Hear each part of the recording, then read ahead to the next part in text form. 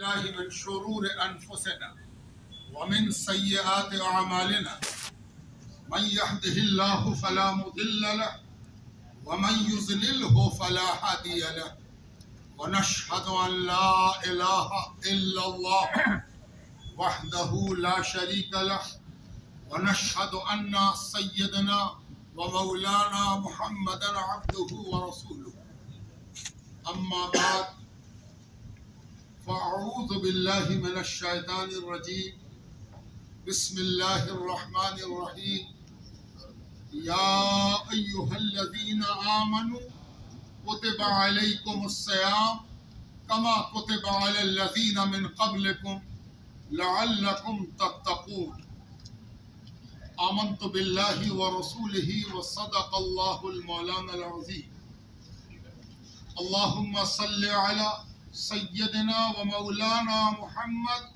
وعلى آل سيدنا ومولانا محمد بعدد كل ذرة ألفا ألفا مرة وبارك وسلم. معزز سامعین و حاضرین،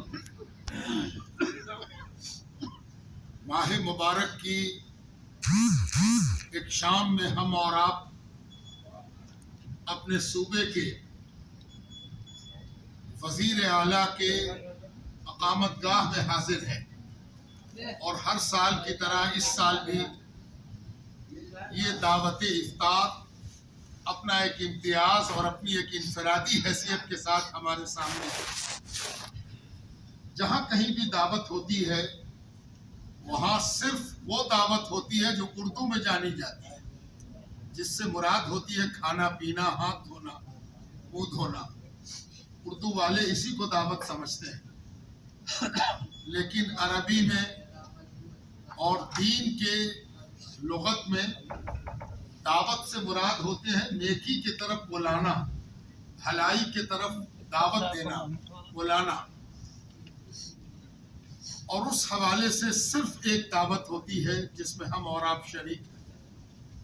بہت سارے لوگ اس دعوت کو سمجھتے ہیں کہ یہ بھی کھانا پینا ہے، لیکن یہ کھانے پینے سے پہلے اپنے دین کی تفہیم ہے، اس مہینے کی سمجھداری ہے، اور اس مہینے میں جو کچھ ہم کر رہے ہیں، کرنے والے ہیں، کرنے جا رہے ہیں، اس کی روح کو سمجھنے کی ایک کوشش ہے.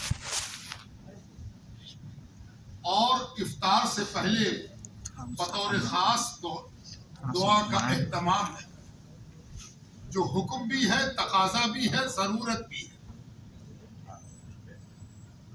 اور ان سب حوالوں کو اگر ہم پیش نظر رکھیں تو آج کی یہ دعوت منفرد ہوتی ہے، ممتاز ہوتی ہے، اور دوسری دعوتوں سے ممیز ہوتی ہے. ایک عشرہ گزر چکا اور دوسرے عشرے میں ہم اور آپ حاضر ہیں. یہ مغفرت کا عشرہ ہے، اور اس سے پہلے رحمت کا عشرہ گزر چکا. ہمیں اس بات کی طرف غور و فکر کرنا چاہیے کہ ان عشروں کا نام یوں ہی رکھ دیا گیا ہے یا ان کا کوئی باہمی ربط بھی ہے. پہلا عشرہ رحمت کیوں، پہلا عشرہ مغفرت کیوں نہیں، اور دوسرا عشرہ مغفرت کیوں، رحمت کیوں نہیں؟ دونوں تو دین کی اصطلاح ہے، اور دونوں کا تعلق اسلام کے افکار اور خیالات سے ہے. اور پھر تیسرے عشرے کا نام عتق من النیران، یعنی دوزخ سے، نرک سے رہائی کا. ان تینوں میں کیا باہمی ربط ہے اور اس کا کیا سیکوینس ہے؟ کیوں رحمت پہلے ہے، کیوں درمیان میں مغفرت ہے، اور اس کے بعد دوزخ سے رہائی ہے؟ جب آپ اس پر غور کریں گے تو آپ غور کرنے کے نتیجے میں اس کے ایسے حسین معنی سے بغلگیر ہوں گے کہ آپ کی طبیعت بھی خوش ہوگی اور آپ کا دل بھی یقین کی مزید دولتوں سے مالا مال ہوگا. رحمت یہ ایک ایسا لفظ ہے جس کو چند لفظوں میں ڈیفائن کر پانا آسان نہیں. یہ ایک ایسا لفظ ہے جس کا دوسری زبان میں ترجمہ بھی اپروپریٹ اور ایبسولوٹ ممکن نہیں. اگر کوئی رحمت کا ترجمہ کرنا چاہے تو پتہ نہیں کتنی مضمون آفرینی کرنی ہو، کتنے جملے لانے ہوں گے، کتنی تلمیحات اور استعارے لانے ہوں گے، کتنی مثالیں پیش کرنی ہوں گی، تب بھی شاید رحمت کا کما حقہ حق ادا نہ ہو کہ رحمت ہے کیا۔ یعنی رحمت کو سمجھنا اس طرح مشکل ہے کہ یہ کوئی ایسا لفظ نہیں ہے جس کے لیے لغت میں کوئی معنی موجود ہو اور ہم نکال کے رحمت کو سمجھ جائیں۔ اسی لیے ایک دانشور نے ایک اللہ کے ولی سے یہ سوال کیا کہ حضرت رحمت کیا ہے؟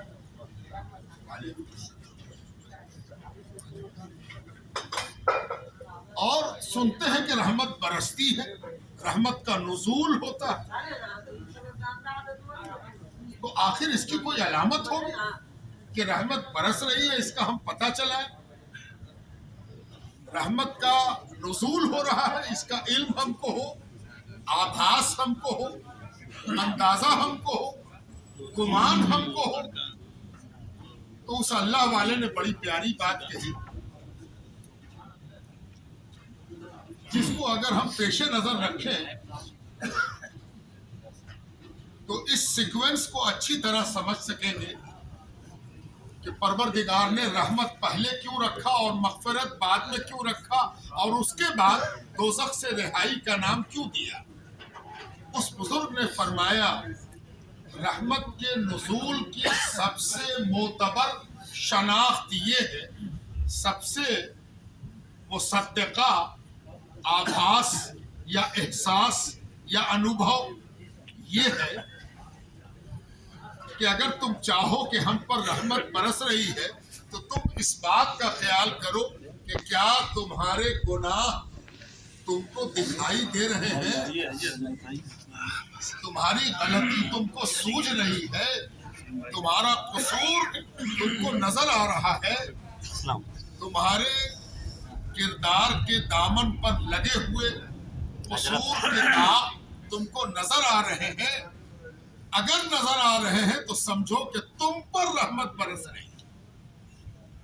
یعنی رحمت کے نزول کی پہچان یہ ہے کہ جب آدمی کو اپنا قصور دکھائی دے تو سمجھے کہ رحمت برس رہی ہے۔ عام طور پر آدمی یہ سمجھتا ہے کہ اپنے گناہوں کو یا تو بھلا دے یا گناہوں سے اپنے آپ کو ایسا پاک سمجھے کہ ہم نے کہاں کوئی گناہ کیا، ہم تو پاک صاف ہیں۔ اور کسی سے پوچھئے تو کہے گا کہ رحمت کے مطلب یہ ہے کہ سب گناہ دھلا ہوا ہو، صاف ستھرے ہم نظر آئے، بے داغ کپڑا نظر آئے، کردار و عمل بالکل ستھرا اور صاف اور نظیف نظر آئے، نظافت نظر آئے، طہارت نظر آئے، تب رحمت ہے۔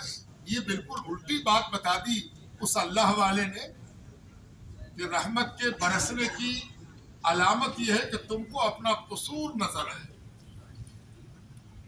اور مغفرت کہتے ہیں دھونے کو، مغفرت کا ایک موٹا معنی جس سے آسانی سے مغفرت کو سمجھا جا سکے، مغفرت کے معنی ہے دھو دینا، صاف کر دینا۔ تو اگر کسی کو عشرہ رحمت میں اپنے گناہ نظر نہیں آئے، اپنا قصور نظر نہیں آیا، اپنی غلطی نظر نہیں آئی، تو وہ مغفرت کے عشرے میں دھوئے گا کیا اور صاف کیا کرے؟ وہ برائے نام ہو کے رہ جائے گا، وہ سوڈونیمس ہو جائے گا کہ اس کا نام تو رحمت تھا لیکن نام ہی تھا۔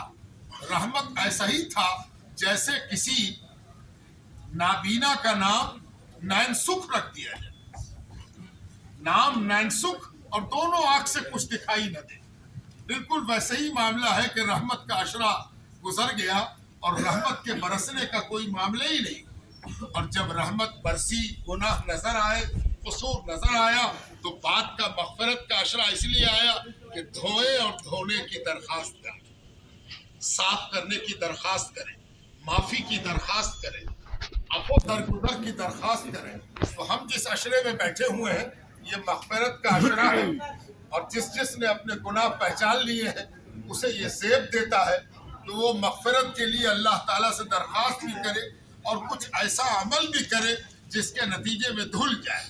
ظاہر ہے کہ صابن سامنے رکھ کر، کپڑا سامنے رکھ کر کوئی کہے کہ دھل جائے تو دھلے گا نہیں. صابن کو کپڑے پر لگانا ہوگا، تھوڑی سی محنت کرنی ہوگی، تب صابن اپنا کام کرے گا اور داغ دھلے گا. اب اس کے بعد جو اشرا آ رہا ہے وہ اتقم من النیران کا ہے، دوزخ سے رہائی کا، جہنم سے رہائی کا. تو جہنم سے رہائی اسی کی ہوگی جو اپنے داغ اور دھبے کو دھلوانے کی کوشش کرے گا، مغفرت کا بہانہ بنائے گا، وہی بخشا جائے گا اور وہی دوزخ میں نجات پائے گا، دوزخ سے باہر آئے گا یا دوزخ میں جانے سے اللہ کے فضل سے محفوظ رہے گا. یہ تینوں اشرے کا سیکوینس اور اس کا جسٹیفیکیشن اب سمجھ میں آیا کہ اس طریقے سے تینوں نام رکھے گئے اور ان ناموں کا یہ معنی ہے، یہ مفہوم ہے، یہ مصلحت ہے اور یہ حکمت. اس طرح سے ہم اور آپ دیکھ رہے ہیں کہ اس عظیم عبادت میں ہمارا اور آپ کا تعلق کس طریقے سے ہے، اور اللہ تبارک و تعالیٰ نے ہمیں جس دین کا لبادہ عطا فرمایا ہے، جس دین کا خرقہ پہنایا ہے، جس دین کی ہمیں پہچان عطا فرمائی ہے، اس دین کے ہر چھوٹے اور بڑے مرحلے کے پیچھے چھپی ہوئی حکمتوں کا جاننا اس لیے ضروری ہے کہ یہ جان کر ہم بڑے عالم نہیں بلکہ بڑے فائدہ اٹھانے والے بن سکتے ہیں. ان چیزوں کا جاننا اس بات کی دلیل نہیں ہے کہ ہم بڑے عالم ہیں، ہم بڑے عامل ہیں، یہ فائدہ ہے.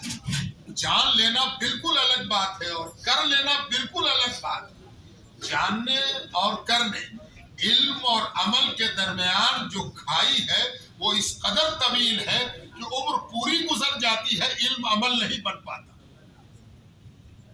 اور اس کی ایک الگ سے پرسش ہوگی کہ جس چیز کا تم علم رکھتے تھے اس پر عمل کیوں نہیں کیا. آج روزے داروں کی یہاں پر افراد ہے، روزے دار جمع ہے، اجتماع ہے روزے داروں کا. اور میں نے پہلے عرض کر دیا کہ روزے داروں کی اس اجتماع، روزے داروں کا یہ اجتماع ہمیں دعوت فکر دیتا ہے، تب افطار تک پہنچاتا ہے. بعض لوگوں کو یہ شکایت ہے کہ دعوت افطار میں لوگ چلے جاتے ہیں. جی نہیں، دعوت افطار سے پہلے یہ دعوت افکار ہے، یہ فکر کی ایک دعوت ہے. اور یہ وہ دعوت ہے جس کے نتیجے میں ہم اور آپ اپنے بارے میں سوچتے ہیں، اپنے دین کے بارے میں سوچتے ہیں، اپنے مذہب کے بارے میں سوچتے ہیں، اور اس کے پیچھے چھپے ہوئے فلسفوں اور حکمتوں کے بارے میں بھی غور و فکر کرتے ہیں کہ ہمیں اس دین نے کیا سکھایا ہے اور اس کا کیا اثر ہماری زندگی پر ہونا چاہیے. جب تک یہ ہوتا نہیں تب تک ہمارا کام صرف لفظ ہے، معنی سے اس کی ملاقات نہیں ہے. اور جیسے ہی ہم ان کاموں کی طرف رغبت کرتے ہیں تو ہمارا کام بامعنی ہے، با حکمت ہے اور مفید، فائدے مند ہے، نجات دلانے والا ہے اور اللہ سے قربت بخشنے والا ہے.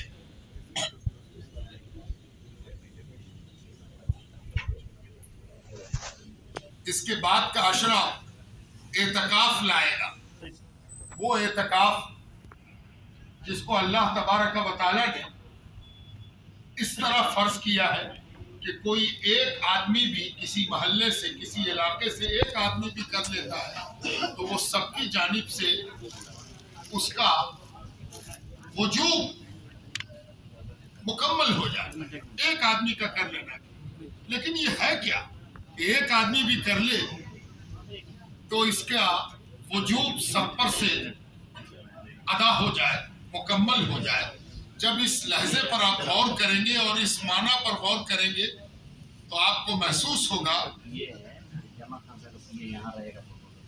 کہ اعتکاف ایک ایسی عبادت ہے جو 10 دنوں کے لیے ہمیں ہر دعا، معاملات سب سے الگ کر کے مسجد کے ایک گوشے میں بٹھا دیتی ہے. کیا ہے مقصد؟ سب کو چھوڑ کر مسجد میں بیٹھ جانا کیا معنی رکھتا ہے؟ اصل میں آدمی شب و روز کی زندگی میں اس قدر مصروف ہوتا ہے کہ وہ اپنے آخرت کے عقیدے کے ساتھ انصاف نہیں کر پاتا، عاقبت کے عقیدے کے ساتھ انصاف نہیں کر پاتا۔ آخرت و عاقبت کا عقیدہ انصاف چاہتا ہے۔ اگر آپ کا یہ وشواس ہے، آپ کا یہ فیتھ ہے کہ ہم جب اس دنیا سے جائیں گے تو بیٹھلے رہیے لوگ، کھڑا مت رہیے۔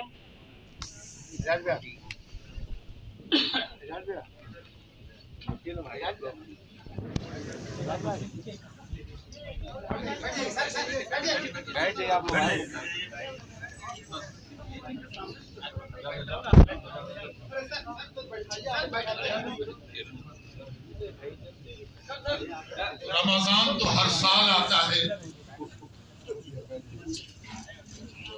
اور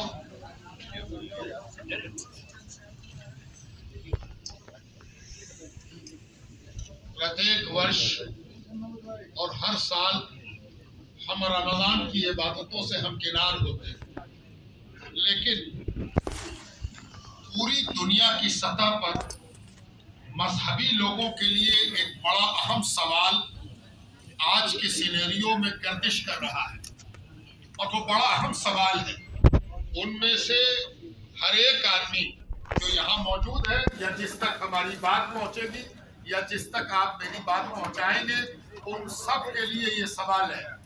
ہر وہ آدمی جو خود کو دھارمک سمجھتا ہے، مذہبی سمجھتا ہے، ریلیجیس سمجھتا ہے، اس سے ایک بڑا بنیادی پرشن ہے، اور وہ یہ ہے کہ پہلے مار کاٹ، ایک دوسرے کا چھینا جھپٹی، ایک دوسرے کے امن چین کو برباد کرنا، ایک دوسرے کی شانتی کو بھنگ کرنا، ایک دوسرے کے ہت کے ورودھ کام کرنا، یہ سب وہ کرتا تھا جو ناستک ہوتا تھا۔ مانا جاتا تھا کہ مار کاٹ کر رہا ہے تو ناستک ہوگا، یہ تو بڑا ادھارمک ہے، یہ ادھرم کرتا ہے، اس کو دھرم معلوم ہی نہیں ہے۔ اس کو اگر دھرم معلوم ہوتا تو یہ مار کاٹ نہیں کرتا۔ لیکن آج کا پرشن یہ ہے کہ آج سب سے زیادہ مار کاٹ وہی کر رہا ہے جو اپنے آپ کو سب سے بڑا مذہبی سمجھتا ہے، اور اس سے بھی برا مانا یہ ہے کہ جو سب سے زیادہ خود کو مذہبی سمجھتا ہے وہ سب سے زیادہ مار کاٹ کرنے پہ ہوتا ہے۔ یہ ہم سب مذہبی لوگوں کے لیے جو ہم مذہب کا لبادہ اوڑھتے ہیں، مذہب کی پہچان بناتے ہیں اور اپنے کو مذہبی سمجھتے ہیں، ان کے لیے یہ بڑا بنیادی پرشن ہے کہ کیا کوئی مذہب، دنیا کا کوئی مذہب، آپ کا اسلام، آپ کا روزہ، آپ کی نماز، آپ کا اعتکاف، آپ کی تراویح، کیا آپ کو یہ سکھاتی ہے کہ آپ دوسروں کے پرتی ادار نہ رہیے، دوسروں کے پرتی آپ کی دیا نہ ہو، آپ کی کرپا نہ ہو؟ کیا آپ دوسروں کے احساسات و جذبات سے کھیلنے کو اپنا مذہب سمجھتے ہیں؟ کیا آپ دوسرے کو دکھ پہنچانا اپنا مذہب سمجھتے ہیں؟ کیا آپ دوسرے کو رلا دینا یہی آپ کا مذہب ہے؟ یہ بڑا بنیادی پرشن ہے، اور یہ پرشن اب مذہبی لوگوں سے ہے، اور ان لوگوں سے ہے جو مذہب کے ٹھیکیدار بنتے ہیں، عالم ہیں، پنڈت ہیں، مولوی ہیں، مذہبی کلاس کے لوگ ہیں۔ ان سے ایک بڑا بنیادی پرشن ہے کہ وہ دنیا تک، عوام تک، لوگوں تک جس مذہب کو پہنچا رہے ہیں وہ مذہب کیا ہے، اس مذہب کا بنیادی مقصد کیا ہے، بنیادی ٹارگٹ کیا ہے۔ اور جب اس بات پر آپ نظر کریں گے تو میں روزے کے حوالے سے چند باتیں کہنا چاہتا ہوں کہ اس روزے پر جب آپ نظر ڈالیں گے تو اسلام ایک دین ہے۔ دین کہتے ہیں کوڈ آف کنڈکٹ کو، جیون پدھتی کو، جیون کو کیسے گزارنا ہے، اس کا کیا مینیفیسٹو ہوگا، جیون شیلی کیسے گزاری جائے گی، اس کا نام ہے اسلام۔ تو ظاہر ہے کہ جب کوئی جیون پدھتی ہوگی تو اس میں یہ بھی ہوگا کہ اگر یہ چھوٹ جائے تو کیسے پورا کریں گے، یہ گڑبڑا جائے تو اس کو کیسے ٹھیک کریں گے۔ جب تک یہ ودھان موجود نہ ہو وہ جیون پدھتی ہو ہی نہیں سکتی۔ سوال یہ اٹھتا ہے کہ روزہ ہم نے رکھا، بھول چوک ہو گئی، ہم کسی سے لڑ بیٹھے۔ روزے میں کسی سے لڑنا نہیں تھا، کسی کی بری بات کا برا جواب دینا نہیں تھا، کوئی میرا کالر پکڑ لے تو ہم भी कहे जरा संभल के पकड़ो, उठा के पटक देंगे, तुम तो कॉलर ही पकड़े हो। तो ये रोजेदार की पहचान नहीं है। बल्कि अगर कोई रोजे में मेरा कॉलर पकड़ता है, मुझको कुछ बोलता है, तो रोजेदार का अनुशासन ये है, रोजेदार की परंपरा ये है, रोजेदार की परिपाटी ये है, रोजेदार का लक्षण ये है कि वो उससे कहेगा कि अना साइम, मैं रोजेदार हूं, मैं तुम्हारी बात का जवाब नहीं दे सकता। तुम कड़ा बोल सकते हो, मैं तो सिवाय नर्म बोलने के, मृदु बोलने के कुछ और बोल ही नहीं सकता, मैं रोजेदार हूं। लेकिन याद आया कि एक दिन तो हम जोर से बोल गए थे, एक दिन तो हम लड़ गए थे, एक दिन तो जो आदमी नहीं आया था उसके विरुद्ध ऐसी बात बोलते रहे जो उसके मुंह पर नहीं बोल सकते थे, गीबत और चुगली। तब क्या हमसे रोजे में कसूर हो गया कि हम किसी के बारे में अटर पटर बोल गए या किसी को उल्टा पुल्टा जवाब दे दिया, तब क्या हो? आमतौर पर ऐसा लगता है कि तब तो अल्लाह के आगे कान पकड़ के दोनों हाथ मार के कहे अल्लाह तो गलती हो गई, माफ कर दे, या कहे कि 4 रकात और पढ़नी होगी या 10 रोजा और रखना होगा। जी नहीं, रोजे ने एक अजब बात सिखाई। रोजे ने कहा तुमको एहसास है कि रोजा गड़बड़ा गया है, रोजे में कोई त्रुटि पैदा हो गई है, दरार पैदा हो गई, तो जानते हो क्या करना होगा? एक आदमी को भर पेट खाना खिला दो, जो भूखा हो, मिस्कीन हो, परेशान हाल हो, उसको भर पेट खाना खिलाओ कि वो कहे बस संतुष्ट हो गए, खुश हो जाए, भूख उसकी दूर हो जाए, तुम्हारे रोजे की गड़बड़ी दूर हो जाएगी।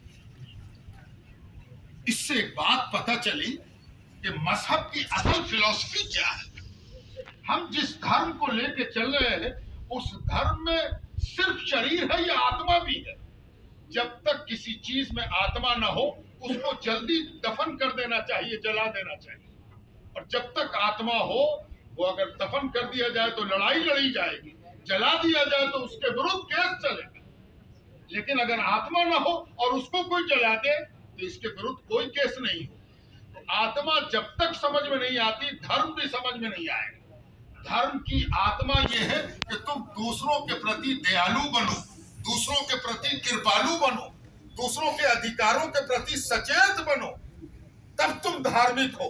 तुमको ये बोलने का हक तभी है कि हम धार्मिक हैं जब दूसरा कह दे कि नहीं, इस आदमी से हमको कभी कोई नुकसान नहीं पहुंचा है, इसने मेरे अधिकारों का हनन नहीं किया है, इसने मेरे ऊपर कोई हमला नहीं किया है, इसकी बातों से हमें कोई नुकसान नहीं पहुंचा।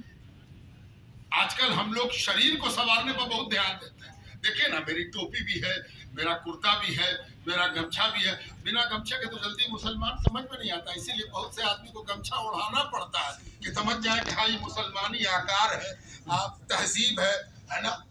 लेकिन जनाब आपसे पूछे कि पैगंबर से भी किसी ने पूछा था, हजरत मोहम्मद सल्लल्लाहु अलैहि वसल्लम से भी पूछा था कि मुसलमान कौन है, मुसलमान कौन है। और ये मुसलमान की परिभाषा तो हो रही है, इसको जरा बदल के हम कहना चाहते हैं धार्मिक कौन है। जो जो धर्म का ठेकेदार बन रहा है उसको इस परिभाषा को सुनना चाहिए कि मुसलमान कौन है। इसका दूसरा रूप ये होगा कि धार्मिक कौन है। धार्मिक वो है जिसके मुंह से और जिसके हाथ से किसी दूसरे को नुकसान न पहुंचे। ये हजरत मोहम्मद का वर्डिक्ट है। मुसलमान कौन है? जिसके मुंह से और जिसके हाथ से किसी दूसरे को नुकसान न पहुंचे, यानी मुंह से कोई बुरी बात ना निकले और हाथ से किसी के जलाने का दाग न पड़े कि हम जलाया था, हाँ ये दाग हो कि आग बुझाया था, तब ठीक है, तब तो आप धार्मिक हैं, तब तो आप मजहबी हैं। वरना फिर सब गड़बड़ है, आप मजहबी नहीं हो सकते। और इस बात को समझना बहुत जरूरी है। मैं इस सिलसिले में एक मिसाल और देना चाहता हूँ। रोजे में एक चीज और होती है कि रोजे में कुछ मनमानी हो गई। इंसानी है और इंसान के अंदर बड़ा तनतना है, बड़ी उत्तेजना है। जरा सा उत्तेजित हो तो समझता है कि हम ही सब कुछ है, हालांकि इंसान बड़ा कमजोर वाक़े हुआ है। जरा सा कोई दुख पड़ा नहीं कि बिलबिलाने लगता है। लेकिन उत्तेजना आ गई, हमने कुछ कर दिया, मालूम हुआ कि अरे ये तो रोजा के बड़ा विरोध हो गया। रोजा गड़बड़ा दिया तुमने, रोजे को खराब कर दिया और जानबूझ के किया। तो गए, पूछने वाले से पूछा, धार्मिक लोगों से पूछा, भाई कि अब क्या करें?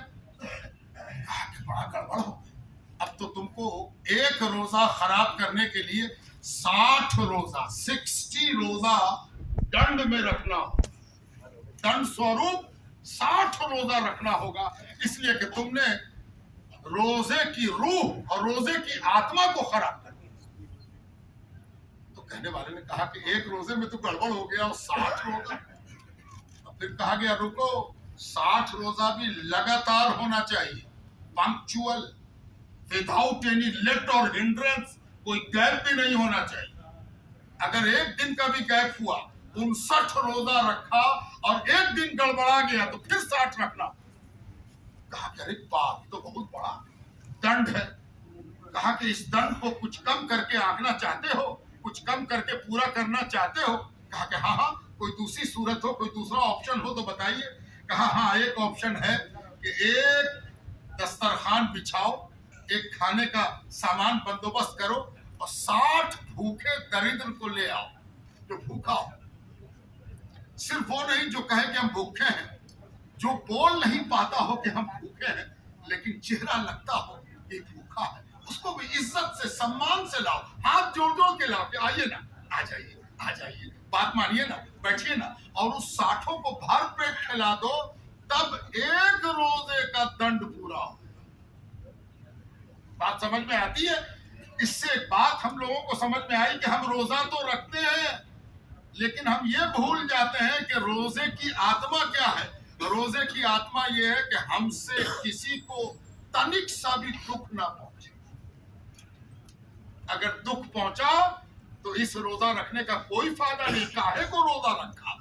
रोजा रखने के मतलब होते हैं कि आप ये ऐलान करते हैं, सुनो सुनो हम रोजेदार हैं, यानी हमसे अब किसी हानि की उम्मीद मत करना, किसी नुकसान की आशा मत करना, किसी अनिर्णय की, किसी अन्याय की आशा हमसे मत करना कि हम कोई अन्याय कर देंगे, नहीं कर सकते, इसलिए कि हम रोजेदार हैं। यानी एक बात समझ में आई कि धर्मों के पास जो कर्म कांड है, वो कर्म कांड धर्म की आत्मा से करीब करता है। कर्म कांड सिर्फ तमाशा नहीं है। आजकल नमाज पढ़ने वाले पहले से 10 गुना बढ़ गए। एक मस्जिद में 100 आदमी नमाज पढ़ता था, 500 आदमी पढ़ रहा है। रोजा रखने वालों की तादाद भी बढ़ गई। पहले जुलूस में 400 आदमी होता था, अब 4000 आदमी जुलूस में रह रहा है। पहले 4000 होता था, अब कहेगा कि 40000 है। लेकिन नतीजा उसका जो आप है वो देख रहे हैं कि जितनी आबादी बढ़ती जा रही है उतने ही शरीर बढ़ रहा है, आत्मा घट रही है, आत्मा गायब हो रही है। और इस आत्मा के गायब होने पर, विलुप्त होने पर, नदारद होने पर जितना मातम हो सके हम लोगों को करना चाहिए। इस सिर्फ खाने पीने के लिए नहीं बुलाया गया, इसलिए भी बुलाया गया कि कुछ मंथन करें और हम लोग अपने अपने धर्म पर मातम भी करें कि हाय हम धर्म की लाश लेके घूम रहे हैं और धर्म की रूह हमने गायब कर दी। और जब तक धर्म अपनी आत्मा के साथ नहीं रहेगा, उस धर्म के साथ मजाक और घिनौना मजाक होता रहेगा। हम सबकी ये ड्यूटी है, हम सबका ये फर्ज है कि हम उसको करें। मैंने गुज़िश्ता बार भी आपको एक बात सुनाई थी, फिर एक बार सुना देता हूं कि सबका रोजा अलग है और सबकी नमाज अलग है और सबकी पूजा अलग है।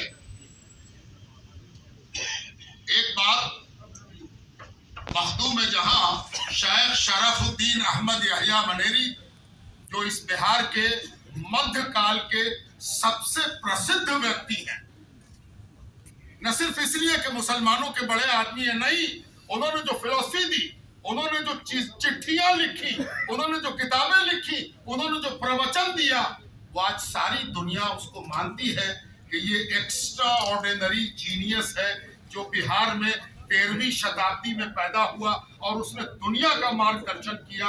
दुनिया पर एक बार बौद्ध, महात्मा बौद्ध के जमाने में बिहार को नक्शे पर खोजा गया था कि बुद्ध कहाँ है।